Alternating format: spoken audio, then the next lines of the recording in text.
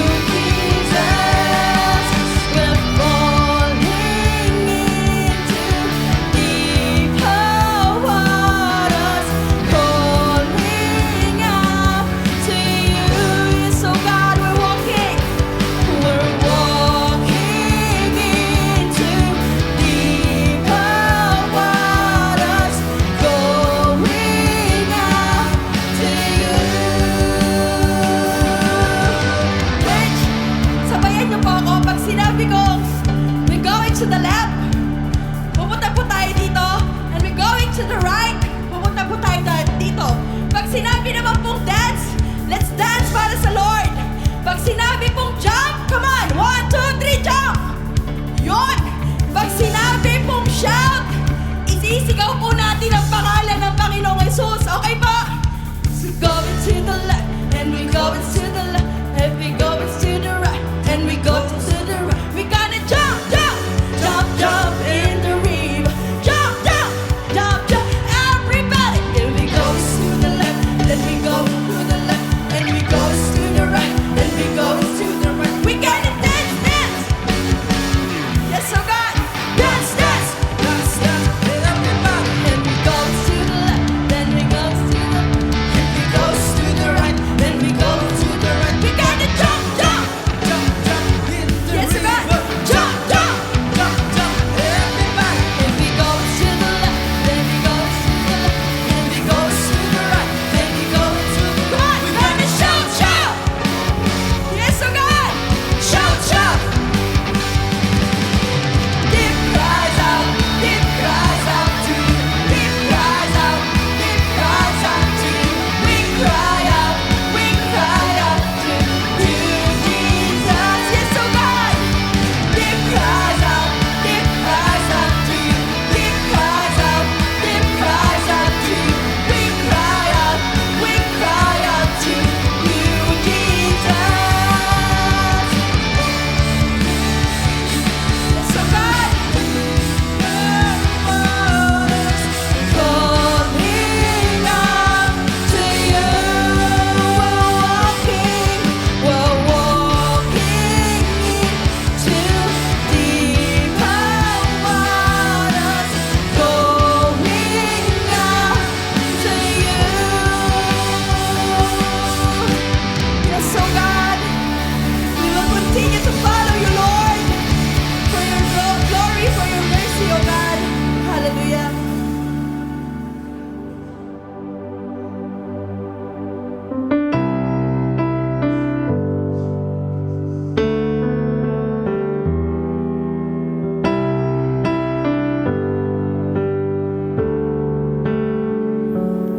Bless the Lord, oh my soul, oh my soul. Worship His holy name. Sing like never before, oh my soul. Worship Your holy name.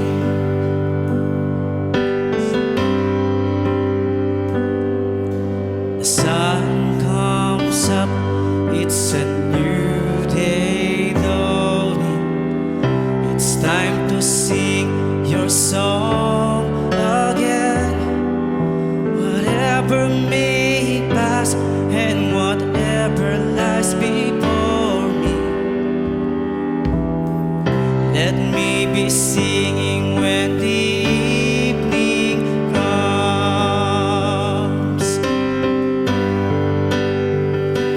Bless the Lord, oh my soul, oh my soul. Worship His holy name.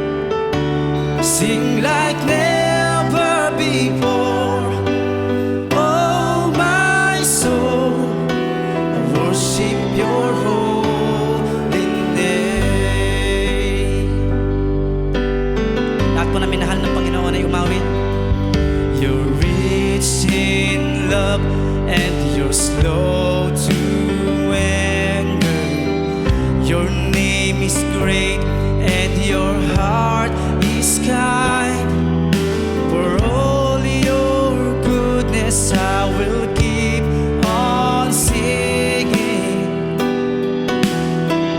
10,000 reasons for my heart to find. Come on, let's bless the name of the Lord.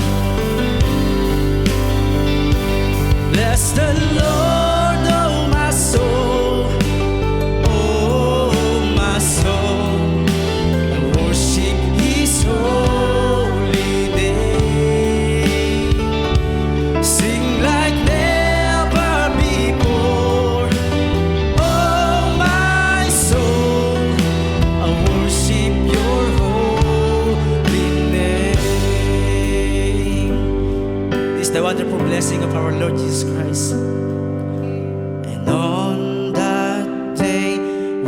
strength is failing, the end draws near, and my time has come.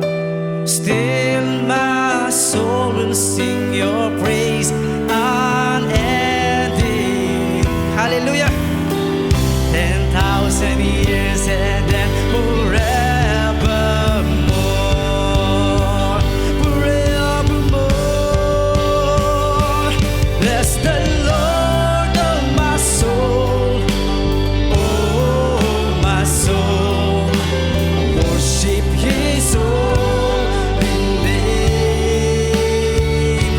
Sing like never before, oh my soul.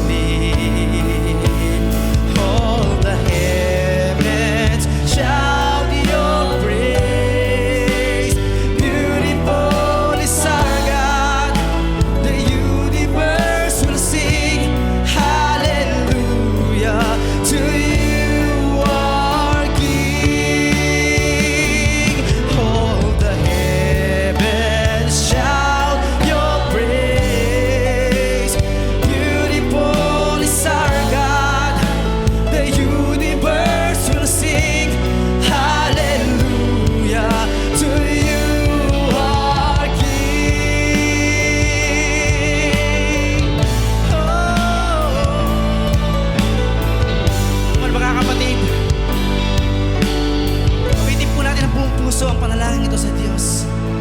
Let your peace shine on us, and the world will know you live. All the heavens shout, all the heavens shout your praise. Yes, Lord, hallelujah. The universe will sing hallelujah. Taas po natin ang ating kamay sa Panginoon. All the heavens shout your praise. Beautiful is our God. The universe will sing hallelujah. To you, our King. Hallelujah. To you, our King. Sing hallelujah. Hallelujah. To you, our King.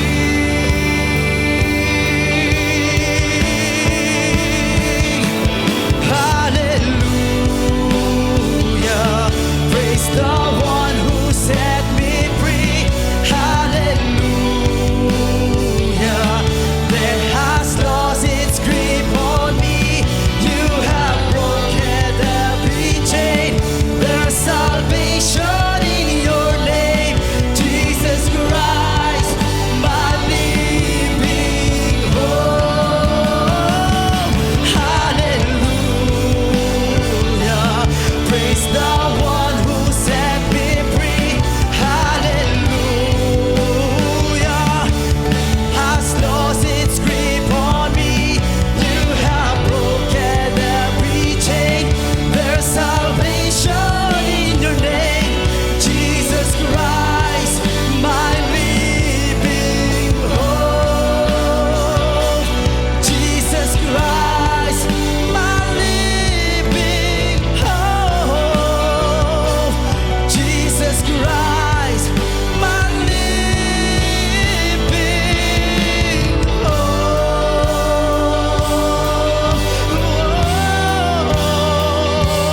Hallelujah to the Lamb. Hallelujah to our Savior.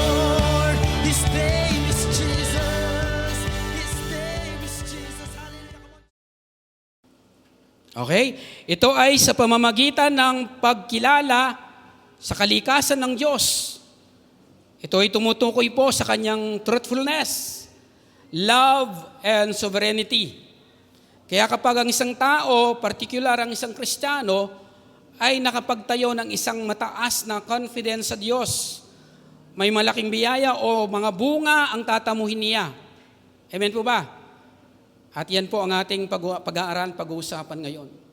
So, alam niyo po ba na kung bakit ang Diyos gusto niya na makapag-establish tayo o makapagtayo tayo ng isang mataas na pagtitiwala sa Kanya? No? Ito'y para din po sa ating ikabubuti.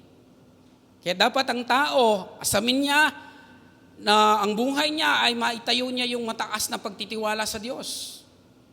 Amen po ba?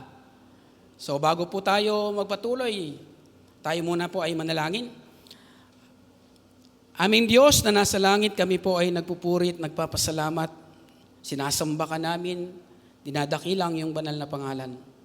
Salamat po sa buhay na taglay namin, na alam po namin na Ikaw, Panginoon, ang patuloy na kumakalinga nito, Panginoon. Kaya naman po dakilang Diyos, oras pong ito. Ang dalangin po namin, maging kasangkapan kami, Panginoon, para maparangalan ang iyong banal na pangalan sa aming mga buhay. At sa pamamagitan po ng mga salita mong ito, Lord, makapagtayo po kami talaga ng totoong pagtitiwala sa iyo, Panginoon. Ang sa gayon, Lord, patuloy po naming matanggap, maranasan, yung magagandang bunga nito sa aming buhay. Maraming salamat po, Panginoon. Buksan mo ng aming mga puso, ang aming isipan sa katotohanan po ng iyong mga salita. Ikaw po ang kumilos sa aming mga buhay. Maging inyong lingkod, gamitin mo lamang pong instrumento ng iyong kalwalatian at karangalan. Ito pong aming dalangin sa pangalan po ng aming Panginoon Jesus. Amen. Okay, ang title po natin, The Fruits of Highly Confident Life. Sa Tagalog, ito yung mga bunga ng ating mataas na pagtitiwala sa Diyos. So may mga fruits, may mga bunga. Nak, pakita mo yung picture. Okay. Tingnan nyo yung picture. Itong picture pong ito ay isang puno, pero itinanim po yan sa isang tuyong lupa o disyerto. Pero bakit ganyan siya? Walang makikitang tubig dyan, pero ganyan siya ka-green o kayabong yung kanyang mga dahon. Actually, may mga bunga pa nga yan eh. No. Alam mo ba ang dahilan? Dahil po yung kanyang ugat, sagad kung saan may masisipsip siyang tubig.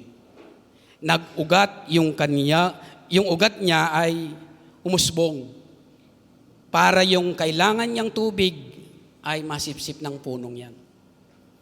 Alam niyo po ba, ang punong yan ay simbolo ng isang taong may mataas na confidence sa Lord, sa Panginoon. Ano mang dumating, kahit nandyan siya sa tigang na lupa, dahil meron siyang pagtitiwala sa tao, dahil meron siyang pagtitiwala sa Diyos, kahit dumating man yung kapagsubukan sa buhay, hindi kayang ibagsak ang taong may matatag na confidence sa Lord. Kaya po, sabi po ng Jeremiah chapter 17, verse 7 to 8, mapalad ang mga taong nagtitiwala kay Yahweh, pagpapalain ang umaasa sa Kanya. Katulad niya isang punong kahoy na nakatanim sa tabi ng batisan. Ang mga ugat ay patungo sa tubig. Hindi ito manganganib kahit dumating ang tag-init, sapagkat mananatiling luntian ang kanyang mga dahon. Kahit hindi umulan, ay wala itong alalahanin, patuloy pa rin itong mamumunga. Alam nyo, figurative po yung ginamit dito.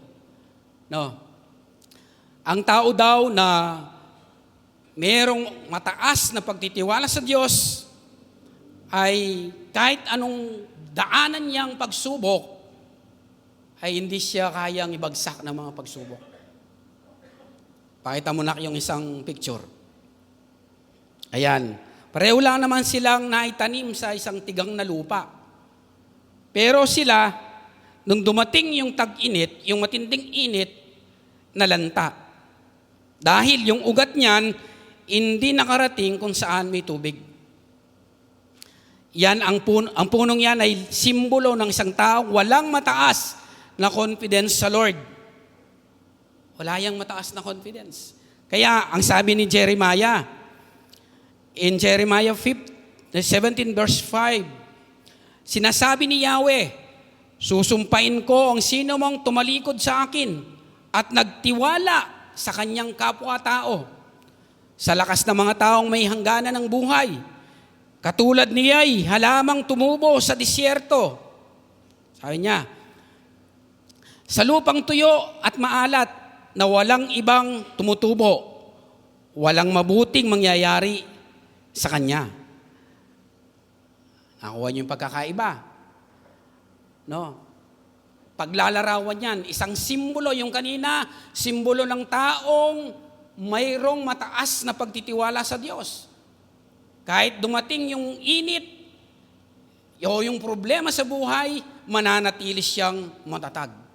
Mananatili siyang luntian. Pero ito, dahil wala yung simbolo nito, yung isa, walang mataas na pagtitiwala sa Diyos, dumating din yung kaparehas na init, bagyo, at problema, natuyo. No. Ang aklat ni Jeremiah ay sinulat sa panahon ng napakalaking kaguluhan at pagbabago sa politika at spiritual na buhay ng mga Hudyo. No, yan po yung background niya. Nagsimula ang ministeryo ni Jeremiah sa ilalim ng huling mabuting hari ng Huda na si Josias. Si Josias ang nagpatupad ng mga reforma kasi nagulo yung ang reforma nila sa politika at spiritual. No?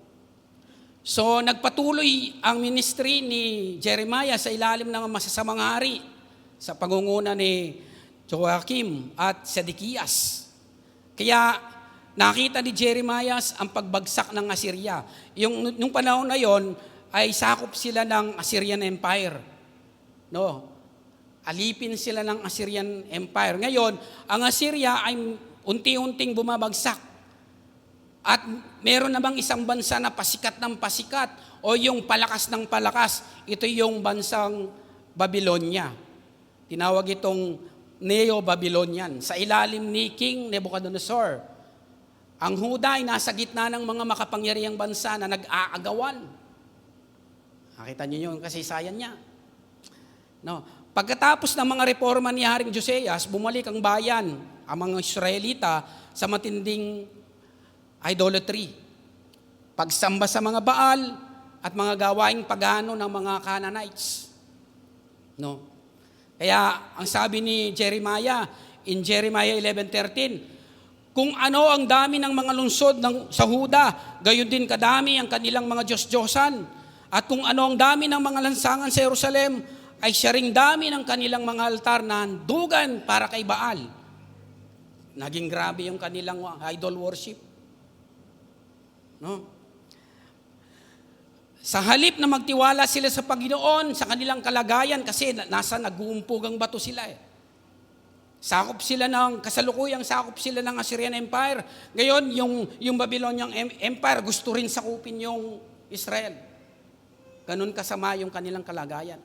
Sa halip na magtiwala sa Panginoon, ang mga taga-Huda, ang Jerusalem, humingi sila ng tulong, nakipag-alyansa sila sa Egypt. No. Sila, napakaraming karanasan nila kung paano sila sinurvive ng Panginoon. Mula doon sa Egypt hanggang dito sa Kanaan, nakita nila kung gaano kadakil at kapangyarihan ng Panginoon. Pero this time, sa halip na sa Kanya sila magtiwala, yung confidence nila sana na natili sa Diyos, ang nangyari, ang confidence nila, yung pagtitiwala nila, inilagak nila sa isang bansa na hindi mapagkakatiwalaan, which is ang Egypt. Isang strategy nila na lubos na tinutulan ni Jeremiah. Kaya sinulat ni Jeremiah ito para ipaalam sa kanila na mali ang kanilang ginawa. No? Ang dami nilang karanasan kay Lord.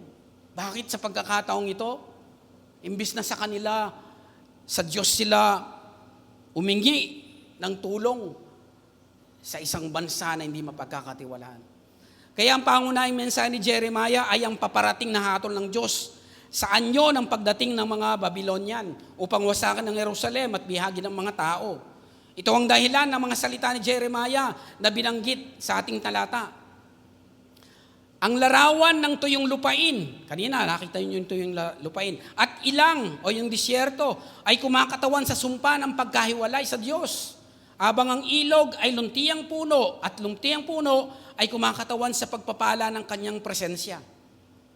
Ang tubig o ilog ay isang makapangyarihang simbolo sa Biblia para sa buhay at pagpapala na nagmumula sa Diyos mismo. Kaya po ang sabi po ni Haring David in Psalms chapter 1 verse 3, katulad niya'y punong kahoy sa tabi ng isang batisan, laging sariwang dahon at namumunga sa takdang panahon. Anuman ang kanyang gawin, siya'y nagtatagumpay. Ang Jeremiah chapter 17 verse 7 to 8 ay isang panawagan sa isang bayan o tao na nagkamali ng pagkakatiwalaan. Kamali sila ng pinagkatiwalaan eh. Nagkamali sila ng pinaglagakan ng kanilang confidence. Imbis na sa Lord na makapangyarihan na walang imposible, nilagak nila sa isang bansa o sa taong may hangganan ng kakayahan. Ang Jeremiah 17 verse 7 to 8 ay panawagan din na magsisi at bumalik sa kanilang tanging tunay na kanlungan sa harap ng paparating na kapamakan. Ito ay isa ring walang hanggang alaala na ang pagpapala at buhay ay matatagpuan lamang sa isang matibay na relasyon ng pagtitiwala sa Diyos. Yan po ang mensahe po ng Jeremiah 17. Na ang kanyang biyaya ay sapat upang tayo ay maging matatag at maging mabunga kahit sa pinakamahirap na panahon ng ating buhay. Ito rin ay pangako na di matitinag na katatagan dahil wala tayong mga problema. Hindi dahil wala tayong mga problema, kundi dahil ang ating ugat ay umabot sa bukal ng tubig ng buhay. Walang iba kundi ang Panginoong Jesucristo. Okay? Alam nyo, sa literal pong puno, bago magbunga ang isang puno, kailangang malalim ang ugat. Tama po ba? Kaya nga yung parable ni Jesus doon sa parable of the sower, may mga nalaglag sa batuhan. Yung mga nalaglag sa batuhan, dahil walang ugat yon, dahil bato yon, hindi makakasiksik yung ugat sa ilalim ng lupa. Nung sumikat ang araw, nalatta. Kaya bago magbunga ang isang puno, kailangang malalim ang ugat. At yan ang tiwala sa Diyos. Amen? Tingnan mo nga tabi mo, sabihin mo sa kanya, may ugat ka ba? Okay. Ang ugat na yan, yun yung pagtitiwala sa Diyos. Ang ugat na sinasabi ng Jeremiah chapter 17 ay yung mataas na confidence sa Diyos. Kaya lang, ang tao pag walang ugat ng pagtitiwala sa Diyos, katulad siya nung pangalawang picture kanina, katulad lang siya ng isang puno kapag dumating ang tag-init, malalanta. Walang ugat walang pagtitiwala sa Diyos. Okay? So, ang ibig sabihin po ng pagtitiwala sa every word ay batak. Hindi po si Pauline batak. Isa itong matibay na pagdidepende sa Diyos. Hindi sentimiento, kundi isang desisyong ilapat ang lahat ng ating pag-asa sa kanyang karakter ng Panginoon. Amen? So kaya nga po si Job, nung siya ay nandun sa kalagayan niya, na napakahirap ng kalagayan niya, ang sabi niya, in Job chapter 42 verse 2, alam kong ang lahat ng bagay ay kaya ninyong gawin at walang makakapigil sa lahat ng inyong balakin. Yun yung tiwala, yun yung confidence ni Job during that time na nasa kalagayan siya na napakahirap. No. Kaya kung papansinin natin dyan, ang tunay na pagtitiwala o highly confidence ay ang pagkilala sa kanyang kataas-taasang kapangyarihan. No? Walang imposible sa Diyos.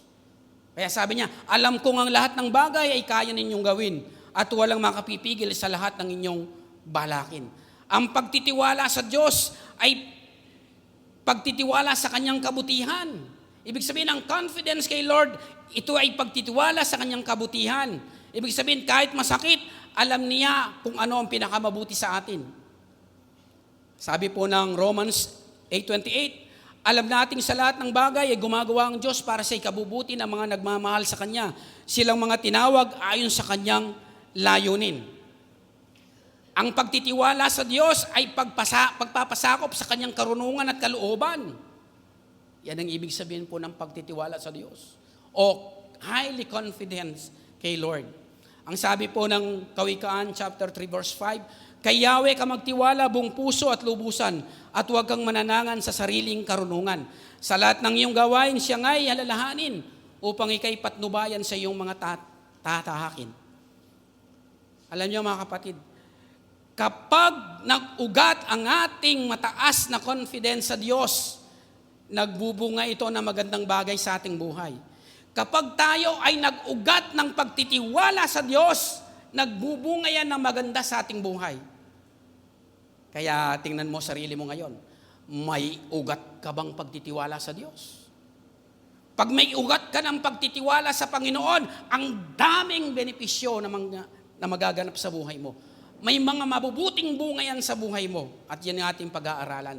Kaya ang ating title ngayon, The Fruit of Highly Confident Life. Okay, ready ba kayo kung ano yon? Ayon po yan sa ating teksto. Sabi po diyan, ang mga bunga ng mataas na pagtitiwala sa Diyos. Ito yung, pag meron kang ugat ng pagtitiwala sa Diyos, ito yung mararanasan mong bunga sa buhay mo. Hindi natitinag na kapayapaan. Amen? Kapag nag-ugat ng pagtitiwala sa Diyos ang buhay mo, magbubunga ka ng hindi matitinag na kapayapaan. Tingnan nyo sila. Nung ang confidence nila ay nilagak nila sa bansang Egypt, dapat kay Lord, anong pakiramdam nila? Balisa. Hindi nila alam kung anong gagawin nila. Paparating yung sakuna, yung pagsakop ng mga bansa sa kanila, hindi alam kung anong gagawin. Balisang-balisa. Bakit? walang ugat ng pagtitiwala sa Diyos. Yung kanilang pagtitiwala sa tao, sa bansa. Kaya super balisa sila. Kaya po ang sabi po ni Isaiah, ni Propeta Isaiah, Isaiah chapter 26, verse 3, binibigyan mo ng lubos na kapayapaan ang may matatag na paninindigan at sa'yo'y nagtitiwala. Tama po ba? No. Sino daw ang makakasumpong ng lubos na kapayapaan sa buhay? Yung may pagtitiwala sa Diyos. Kaya wala silang kapayapaan during that time. Dahil mali ang pinaglagakan nila ng confidence. Hindi ang Diyos na unlimited power, unlimited yung pwedeng gawin. Kaya mga kapatid, kapag ang confidence natin ay ang Diyos, o kapag nag-ugat ng pagtitiwala ang ating buhay, anuman ang kinakaharap natin sa buhay, may kapayapaan tayong mararamdaman. Amen? Ulitin ko, kapag nag-ugat ng pagtitiwala sa Diyos ang buhay mo, anuman ang hinaharap mo sa buhay, may kapayapaan kang mararamdaman. Ang sarap, no? Ang sarap makaranas ng ganito, yung lubos na kapayapaan, di natitinag na kapayapaan. Ito ay galing lang sa ugat ng pagtitiwala natin sa Diyos. Hindi saan-saan. Minsan ang tao, ang kapayapaan niya, material.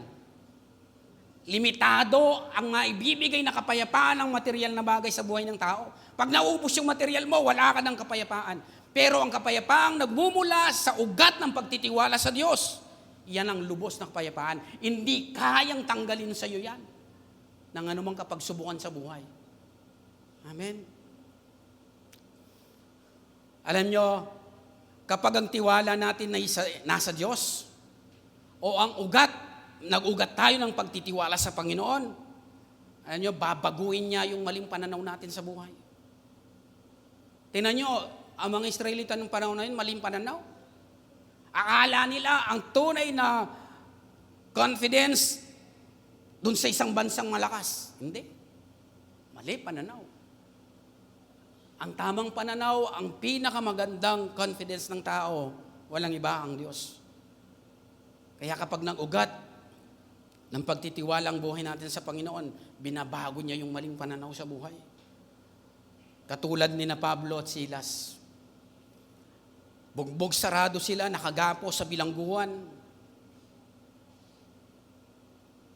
Nanalangin sila at nagsiawit ng mga himno sa Diyos. Nung makita nila, maranasan nila ang Panginoon, nagbago yung paninaw nila sa buhay. Imbes na malungkot, naging payapa sila. Nakita nila ang Diyos na mas dakila kaysa mga tanikal at kadena. May bagong pananaw. Ang may ugat ng pagtitiwala sa Diyos. Ang may ugat ng pagtitiwala sa Diyos, yung pananaw niya laging positibo. Hindi negatibo. Ang sabi po ng Acts chapter 16 verse 25, nang maghahating gabi na, sina Pablo at Silas ay nanalangin at umawit ng mga himno at nakikita naman ng mga ibang mga bilanggo. Nung panahon na yun, nung si Pablo at si Silas ay nag-ugat ng pagtitiwala sa Diyos, nagbunga ng kapayapaang lumalampas sa pangunawa. Ito yung kapayapaan na to, hindi lang kapayapaan basta-basta. Ibig sabihin, sabi niya, ito yung kapayapaang lumalampas sa pangunawa ng tao. Yan ang sabi ni Paul. Kaya naisulat niya doon sa Philippians chapter 4 verse 7. At ang kapayapaan ng Diyos na hindi kayang maunawaan ng tao, ang siyang mag-iingat sa inyong puso at pag-iisip dahil sa inyong pag-iipag-isa kay Kristo Jesus. Amen? Ang sarap talaga nung magkaroon ka ng ugat ng pagtitiwala sa Diyos. Ang sarap magkaroon ng confidence sa Diyos. Kasi pagbubungahin ka niya ng isang kapayapaang hindi kayang maunawaan. Amen. Kapayapang hindi kayang tanggalin kahit kailan ng mga pagsubok sa buhay.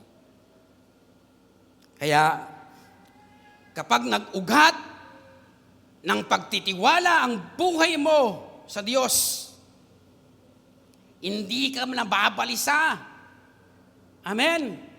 Nawawala yung kabalisan sa buhay, anuman ang panahon at sitwasyon mo sa buhay. Look at Paul and Silas. Papatayin na sila pero payapa sila. Kaya kapag nag-ugat ng pagtitiwala ang buhay mo sa Panginoon, walang kabalisan sa buhay. Ano man ang sitwasyon mo ngayon, hindi ka kayang bagabagin yan, hindi ka kayang balisahin yan. Ano man ang sitwasyon mo at panahon mo sa buhay. Amen? Kaya alam nyo, kaya maraming taong balisa. No? Magmahal lang yung bilihin, balisa. Wala nang kapayapaan. Bakit? Walang ugat ng pagtitiwala sa Diyos. Walang ugat.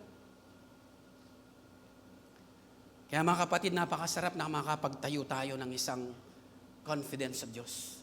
Mag-ugat ang ating paniniwala, mataas na paniniwala sa Panginoon. Para dumating man yung mga pagsubok na hindi mo naman maiwasan sa buhay mo, mapayapa pa rin ang buhay mo, hindi ka magulo. Amen. Walang kaguluhan. Pangalawa, ito yung pangalawang bunga ng mataas na confidence sa Diyos.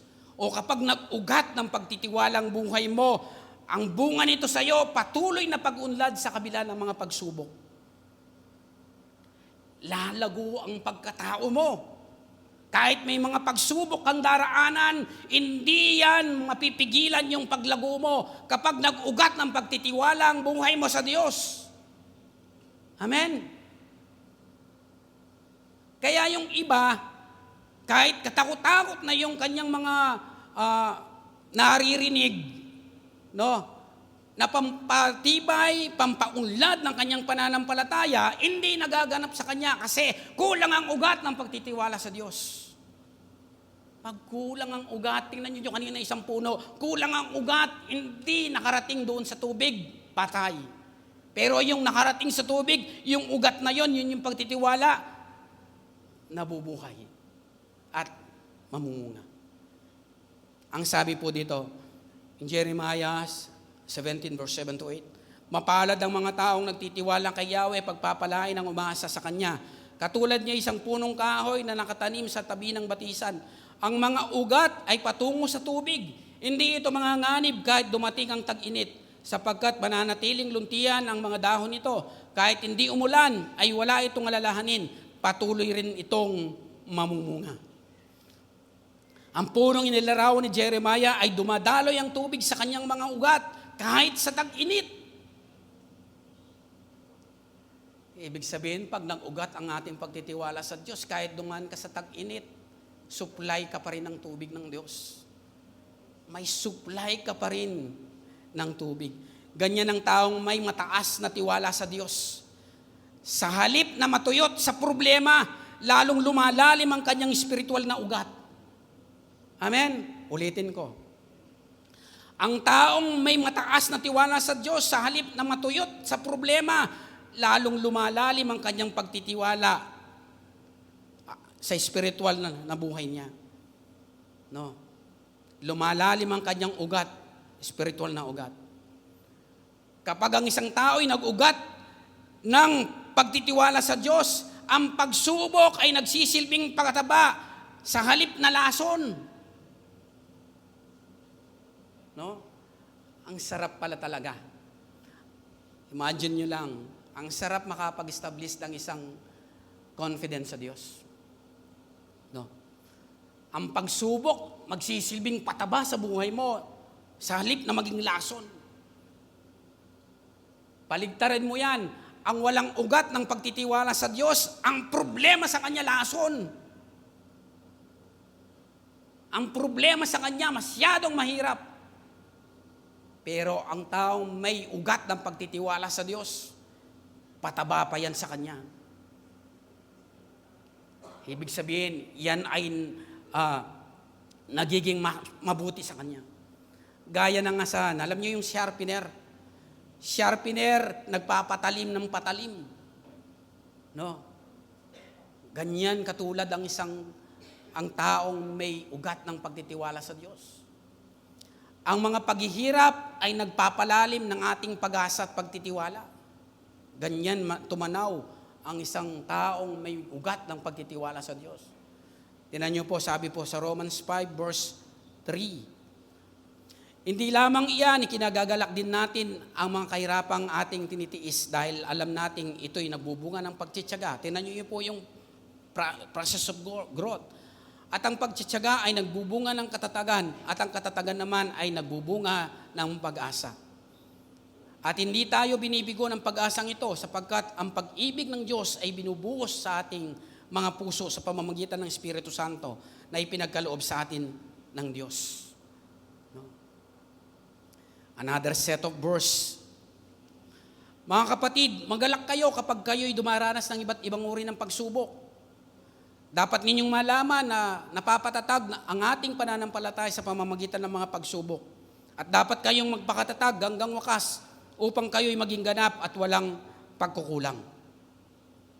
Yan po yung process ng growth niya. Kaya mga kapatid, kapag mataas ang confidence mo sa Diyos o nag-ugat ang pagtitiwala mo sa Diyos, lalakad ka ng pasulong, hindi pa urong. Amen? Tingnan nyo yung iba, kahit matagal ng Kristiyano na hindi nag-ugat yung pagtitiwala sa Diyos, paurong, imbes na pasulong. No? Tingnan nyo, kanina kausap ko po yung isang kapatid natin. Bakit merong nauna at may nauunang nahuli at may nahuling nauna? Depende yan sa ugat ng pagtitiwala mo sa Diyos.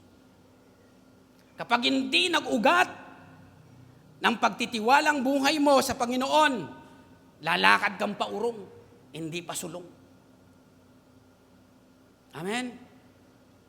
Kaya kung gusto mong lumakad ang Christian life mo ng pasulong, hindi paurong, pagugatin mo ang pagtitiwala sa Diyos. Dapat nag-uugat yan. Dapat ang confidence mo kay Lord lang, hindi sa bagay. Amen po ba? Sige nga, palakpakan natin si Lord.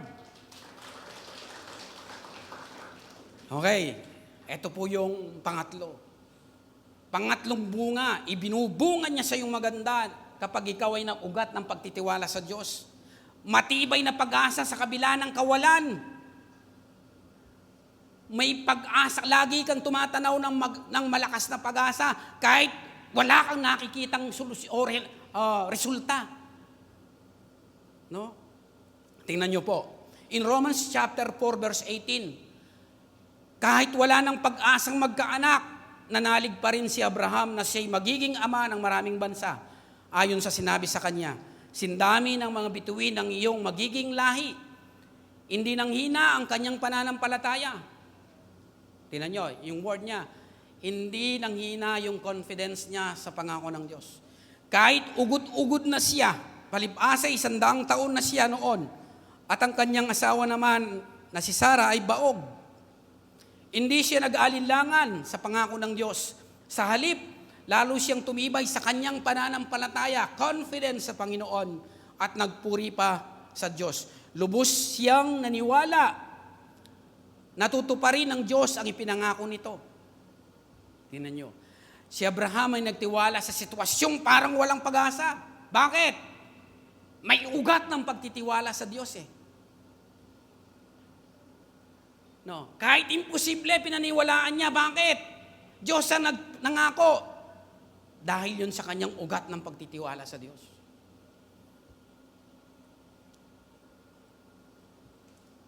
Sabi niya, si Abraham ay nagtiwala sa sitwasyong parang walang pag-asa.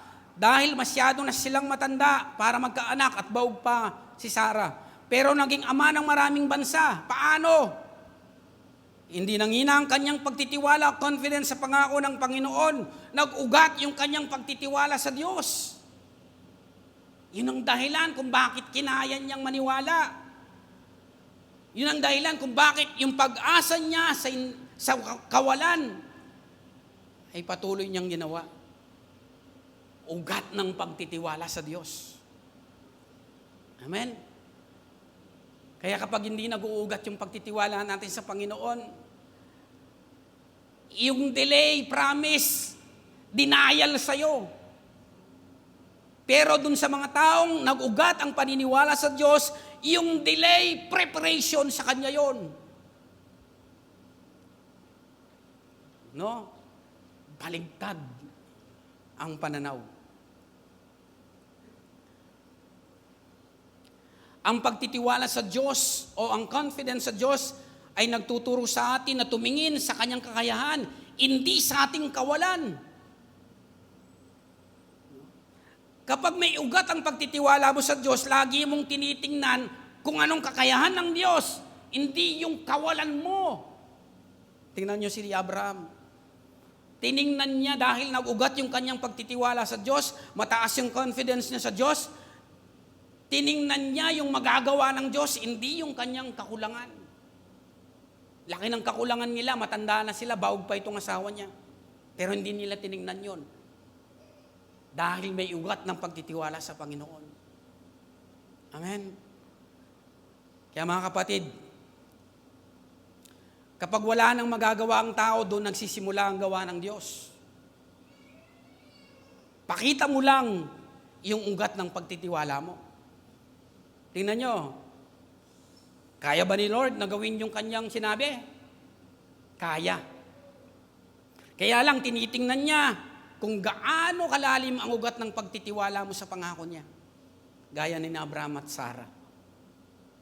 So mga kapatid, kapag mataas ang confidence mo sa Diyos o nag-ugat ang pagtitiwala mo sa Diyos, nagiging matatag ang iyong pananampalataya anuman ang panahon at sitwasyon sa buhay. Amen. Kaya yung iba, nag-struggle yung faith eh. Kaya yung iba, yung faith kayang durugin ng problema. Bakit? Walang ugat ang pagtitiwala sa Diyos. Tingnan mo uli yung katabi mo. Tingnan mo, sabihin mo sa kanya, may ugat ka ba talaga? Tandaan mo kapatid, pag walang ugat ng pagtitiwala sa Diyos, di mo mararanasan ang bungang ito. Pakasarap ng bunga nito. No. Kaya kapag mataas ang confidence mo sa Panginoon at nag-ugat ang pagtitiwala mo sa Kanya, magiging matatag ang pananampalataya mo. Hindi ka kayang yugyugin ng problema. Amen? Hindi ka kayang ibagsak ng problema. Pero yung walang ugat ang pagtitiwala sa Diyos, mabasted ka lang ng boyfriend, girlfriend mo, wala na si Lord. Natanggal ka lang sa trabaho, erase the Lord, imbis na praise the Lord.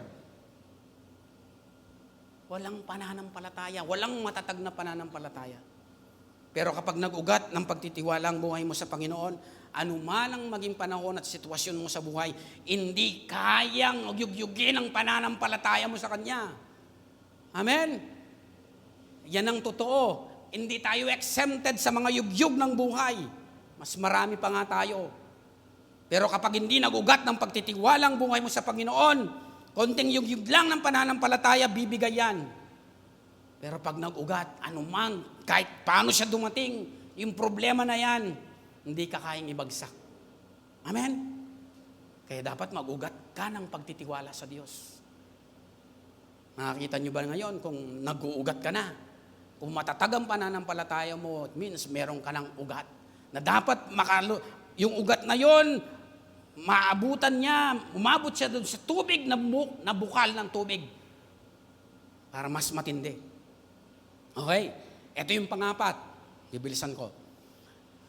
Ito yung pangapat na bunga ng mataas na confidence sa Lord. Kapag nag-ugat ang ating pagtitiwala sa Diyos, ito yung bunga niya. Matinding pagsunod sa kabila ng kawalan ng linaw. No. Nagiging masunuri ng isang tao kahit hindi malinaw sa kanya yung utos, kahit walang direksyon. Susunod pa rin, nagiging masunuri ng taong may ugat ng pagtitiwala sa Diyos. Amen? Pero kapag ang isang Kristiyano walang ugat ng pagtitiwala sa Diyos, simpleng utos, ayaw. Totoo, no? Ang sabi po ng Hebreo chapter 11 verse 8, dahil sa pananampalataya sa Diyos, sumunod si Abraham nang siya'y utusan ng Diyos upang pumunta sa isang lupaing ipinangako sa kanya. Sumunod siya kahit hindi niya alam kung saan siya pupunta. Bakit kinaya ni Abraham yon? Alam mo si Abraham, doon sa lugar na pinaiiwan sa kanya, establish yung buhay niya, mayaman siya ron. Pero sabi ng Lord, umalis ka dyan, pumunta ka sa lugar na ituturo ko sa iyo. Walang idea si Abraham kung saan. Pero sumunod. Bakit na nagawa? May ugat ng pagtitiwala sa Diyos. Kaya kapag nag-uugat ang pagtitiwala mo sa Diyos, nagiging masunurin ka. Kaya lahat ng mga masuwayin, walang ugat. Amen? Pag masuwayin ka sa Diyos, ibig sabihin wala kang ugat. Kapatid, sabi dito, inutusan ng Diyos si Abraham na pumunta sa lupaing ituturo niya. Walang mapa noon. Hindi katulad noon, no? Ngayon, kahit na halimbawa, inutusan ka, pinapupunta ka sa lugar na to, madali, may ways. Amen? Sa panahon natin, may GPS. Noon wala ni kapirasong palatandaan, wala si Abraham. Pero sabi niya, pumunta ka sa lugar na tuturo ko sa iyo. Wala siyang kaalam-alam. Sumunod, iniwan yung marangyang buhay sa Haran. Dahil may ugat ng pagtitiwala sa Diyos. Amen? No, nung panahon ninyo walang GPS. Ngunit siya'y sumunod kahit hindi alam kung saan patutungo. No? Ang bunga ng ugat ng pagtitiwala sa Diyos, magiging masunurin ka at matapang sa pag-akbang mo sa pagsunod sa Diyos. Kapag paduwag-duwag ka pa sa utos ng Diyos, mababaw ang ugat. May ugat man, mababaw. Pero hindi yun yung gusto ng Diyos. Ang gusto ng Diyos, matulad tayo sa unang puno kanina, kahit may problema, sumisibol. Kahit tag-init, nagbubunga. Amen. Sino ang susunod sa isang utos na hindi mo alam kung saan ka pupunta at iiwan mo ang iyong magandang buhay kung hindi nag-ugat ang pagtitiwala sa Diyos? Amen. Kung hindi nag-ugat ang pagtitiwala ni Abraham sa Diyos, ay, Lord, dito na lang ako. Mayaman na ako dito. Hindi ko na kailangan pang pumunta sa ibang bayan. Pero dahil nga nag-ugat ang kanyang pagtitiwala sa Diyos, mahirap na sitwasyon, sumunod. Nagiging matapang kang sumunod sa Panginoon. Ang pagsunod ay hindi reaksyon sa nakikita, kundi tugon sa narinig mula sa Diyos. Yun si Abraham. Yung pagsunod niya, hindi sa pamamagitan ng nakikita lang niya. Kapag nakabase sa nakikita yung pagsunod ni Abraham, di siya susunod. Alam niya, wala siyang patutunguhan. Pero ang pagsunod na ginamit ni Abraham, ito ay base sa narinig niya mula sa Diyos. Dapat yun ang ugot ng isang Kristiyano. Hindi reaksyon ng nakikita mo, kundi naririnig mo sa Diyos. Amen? Ang dami na nating narinig sa Panginoon ng mga utos. Paano tayo tumutugon?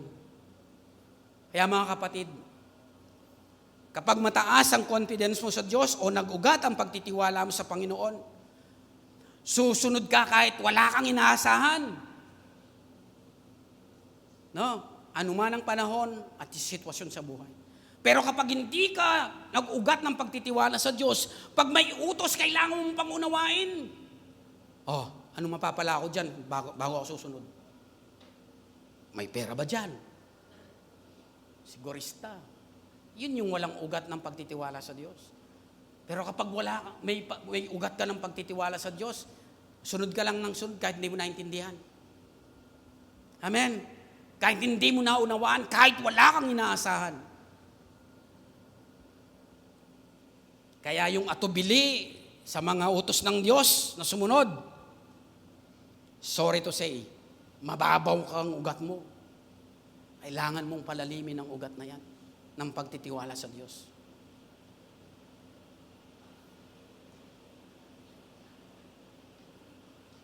Eto, last na to.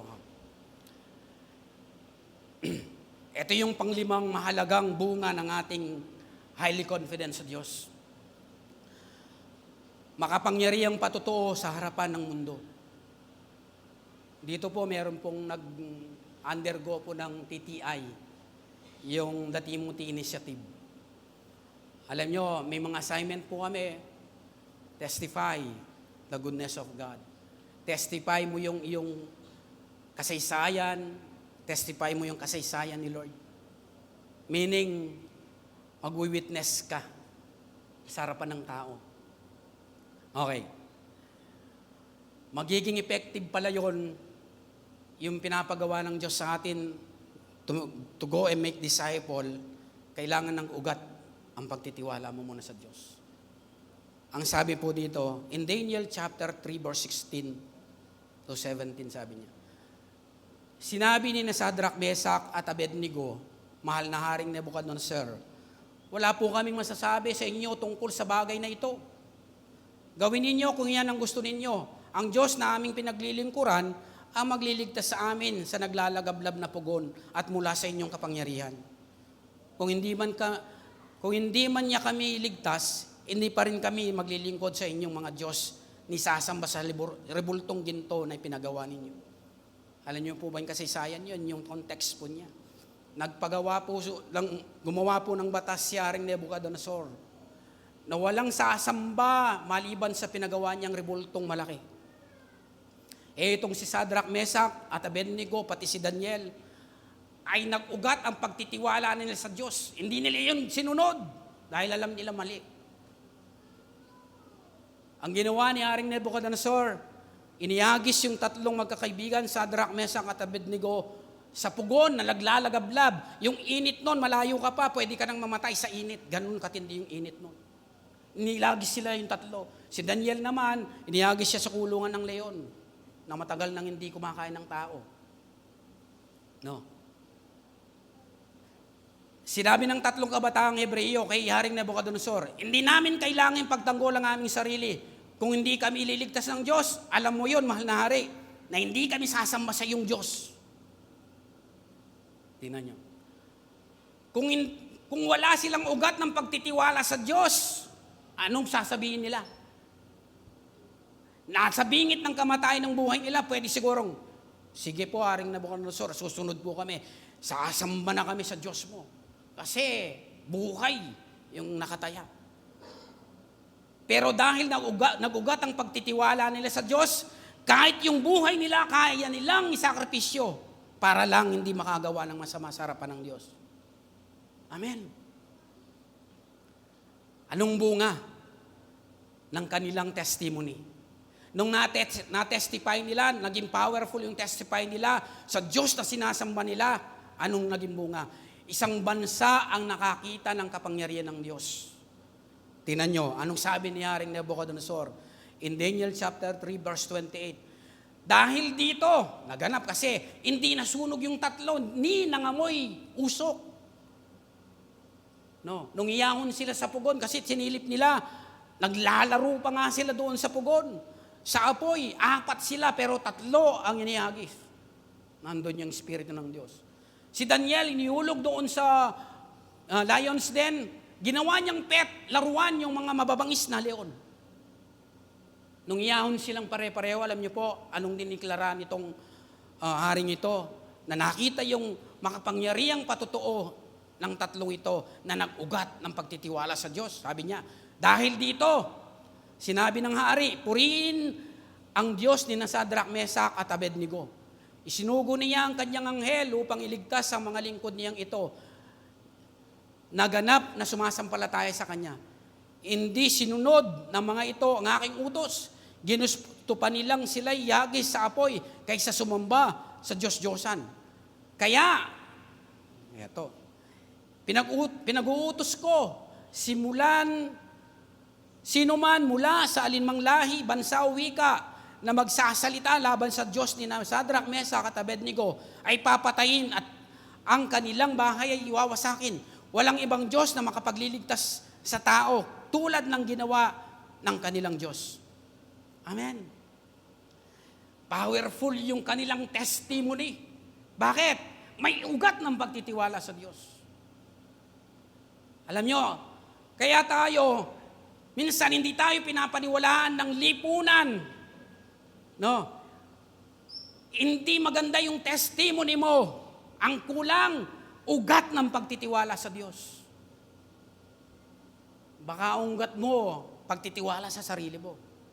Hindi po yun powerful.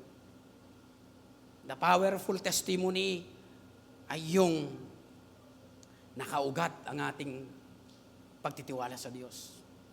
Kaya nga po, ang tiwala o confidence sa Diyos, o kapag nag-ugat ang ating pagtitiwala sa Diyos, nilalantad niya ang kadakilaan ng Diyos sa mundong naghahanap ng pag-asa.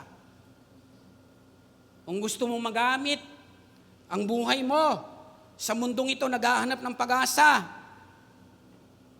pagugatin mo ang pagtitiwala mo sa Diyos para maging powerful ang testimony mo. Kung walang mataas na pagtitiwala sa Diyos, paano natin maipapakilala ang Panginoon sa mga tao sa ating paligid? Paano? Kung hindi ka mismo, hindi ka pinaniniwalaan, paano mo mapapakilala yung Diyos na sinasabi mo? Yung pamilya mo, bakit hanggang ngayon hindi nakakakilala sa Diyos? Walang power yung patotoo mo. Kasi mababaw ang ugat ng pagtitiwala sa Diyos. Kaya palaliman po natin, mga kapatid. Hindi natin magagawa. Alam niyo po ba, the greatest commandment ng Panginoon is to go and make disciple. Preach the gospel. Powerfully. Maliban na walang ugat ng pagtitiwala sa Diyos, no power yung gagawin natin. Kaya kapag mataas ang confidence mo sa Diyos, magiging instrumento ka ng kanyang karangalan at kaluwalhatian, ano man ang panahon at sitwasyon mo sa buhay. Amen?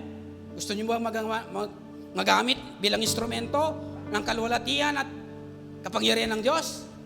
Gusto ba? Palaliman mo ang ugat mo ng pagtitiwala sa Kanya. Amen po ba? Kailangan nating palalimin. Walang power pag mababaw. Nalalanta lang yan kapag mababaw. Mga kapatid, ang punong nakatanim sa tubig na hindi iniligtas mula sa init, iniligtas ito sa gitna ng init. Hindi inalis ng Diyos ang mga pagsubok at problema, pero binigyan niya tayo ng kakayahang manatiling matatag dito. Kaya ang bunga ng ating pagtitiwala o kapag nag-ugat ang ating pagtitiwala sa Diyos, hindi perpektong buhay ang binibigay niyan, kundi makalangit na buhay at matatag na buhay. Ulitin ko. Ang mataas na confidence sa Diyos, hindi kanya bibigyan ng perpektong buhay. Pero bibigyan kanya ng makalangit na buhay at matatag na buhay. Amen? Kaya lahat ng mga may ugat ng pagtitiwala sa Diyos, may makalangit na buhay, hindi makamundo, at may matatag na buhay. Kahit punong-puno ng problema, matatag pa rin. Amen? Kaya sabi nga po, tatanggap tayo ng kapayapaang hindi maipaliwanag, pag-asa sa gitna ng disyerto, tapang lumalakad sa dilim, at patuong maalingaw sa sanlibutan. Paano natin magagawa to? Alam nyo, Pastor, paano natin magagawa yung mag-ugat tayo ng malalim na pagtitiwala sa Diyos? Simple lang. Manatili tayo nakaugnay sa Panginoong Hesus. Dahil siyang perpektong halimbawa ng mataas na pagtitiwala sa Panginoon. Manatili ka lang. Kung wala ka pang pananatili, lumapit ka sa Diyos. Gusto mo makapag-establish ka ng ganito, ng ugat ng pagtitiwala sa Diyos, manatili ka kay Jesus. Siya ang perpektong halimbawa ng mataas na pagtitiwala. Last verse. In Matthew 26 verse 39, lumayo siya ng kaunti. Nagpatira pa siya at nanalangin. Ama ko, kung maaari po, ilayo ninyo sa akin ang kopang ito ng paghihirap. Ngunit hindi po ang kalooban ko, kundi ang kalooban ninyo ang mangyari. Tingnan niyo po kung gaano siya yung kanyang mataas na confidence sa Ama. Kaya kung mananatili tayo kay Kristo, yung ugat na meron ka ngayon, uusbong hanggang sa dumaloy, maabutan niya yung tubig ng bukal ng buhay at patuloy tayong magbunga sa kapanahunan ating buhay. Amen po ba? Lahat po ng nagnanasa na sila ay magkaroon ng isang matibay na ugat ng pagtitiwala sa Diyos ay tumayo. Come on, church.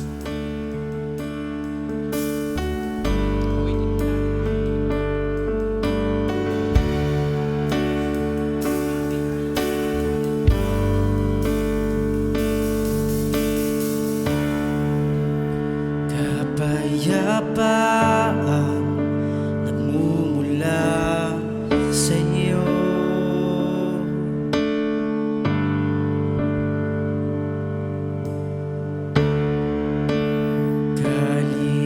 Kaligayahan nakamit sa piling mo.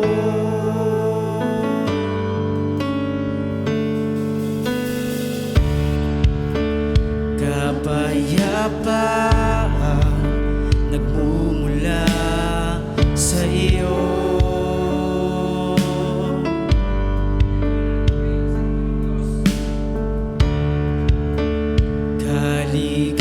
Kaligayahan nakamit sa piling mo.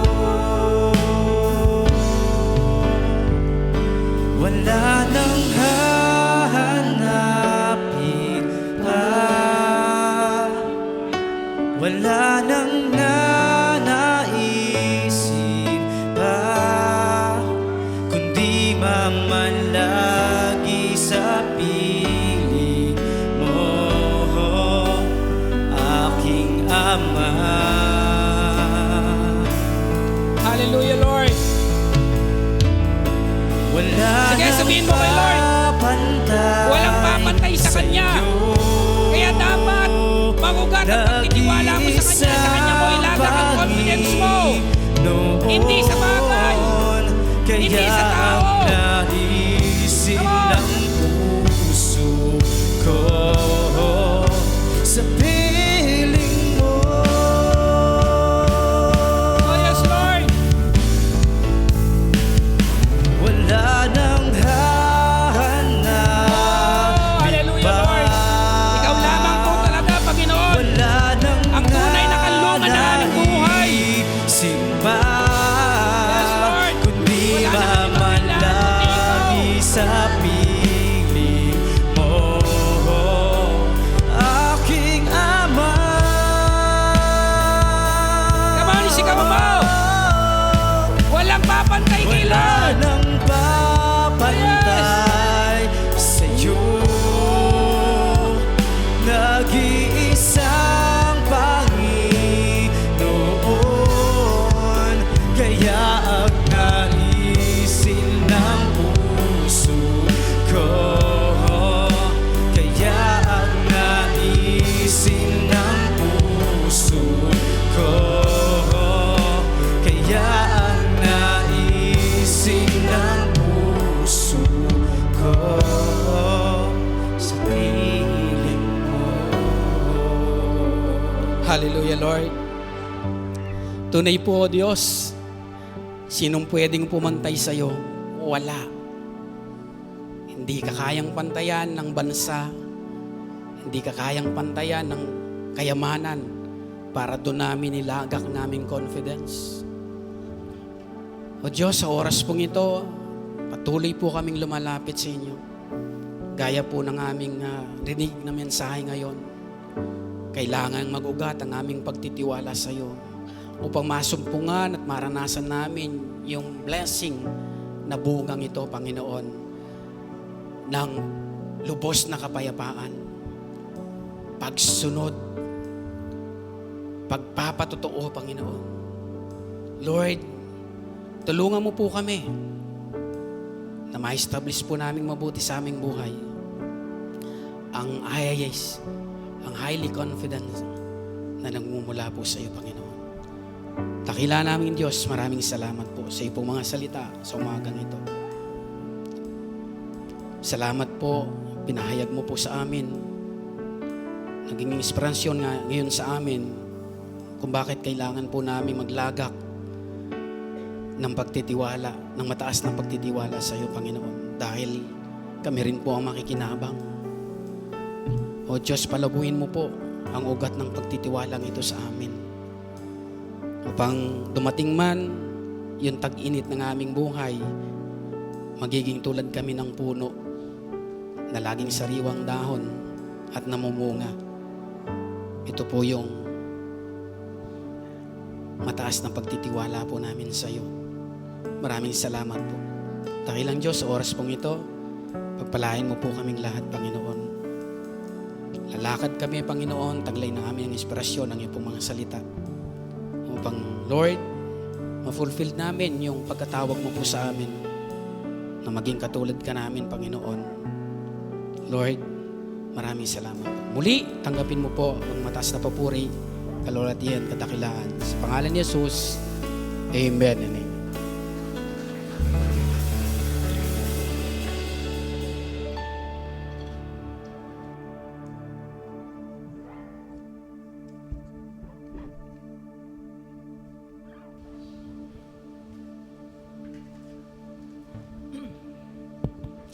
Sige po, hawakan po natin yung ating best offering, pagbabalik sa ating Diyos na buhay.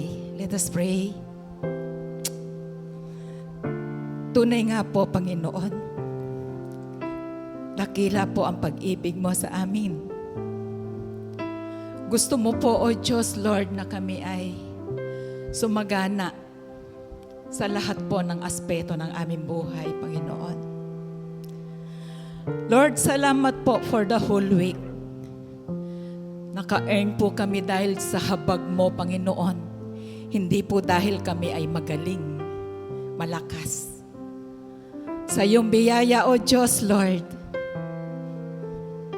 meron po kaming minamanage mula sa iyo. We believe, O Lord, ikaw po ang may-ari ng lahat kung ano po ang meron kami. Mapalad po kami sa iyong pagtitiwala, O Diyos. Nararapat po na mabuhay po kami, Panginoon. Puno ng pagtitiwala sa iyo, O Diyos.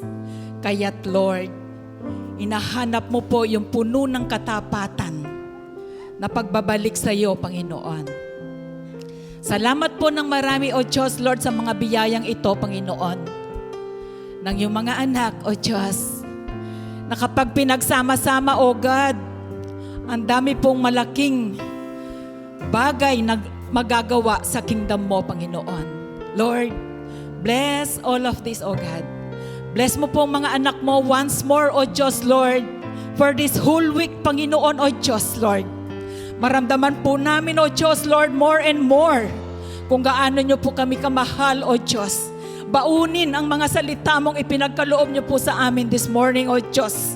Dahil puno po ito ng biyaya upang lalo po kaming mabuhay, O Diyos, Lord, with those points, Panginoon, O God, Lord. Puno ng kapayapaan, pag-unlad, at marami pa pong iba, O Diyos, dahil sa iyong biyaya, O God. Salamat po na marami, Panginoon, O Diyos, Lord. Taglayin po namin, Panginoon, O Diyos, Lord, yung power na nagmumula sa iyo, O Diyos. For this whole week and the rest of our life, O Diyos, Lord. Mag-witness po kami how good you are, O God, Lord. Salamat po. Napakabuti mo, O Diyos. Ito po yung aming dalangin sa tanging pangalan po ng aming Panginoong Jesus. Amen.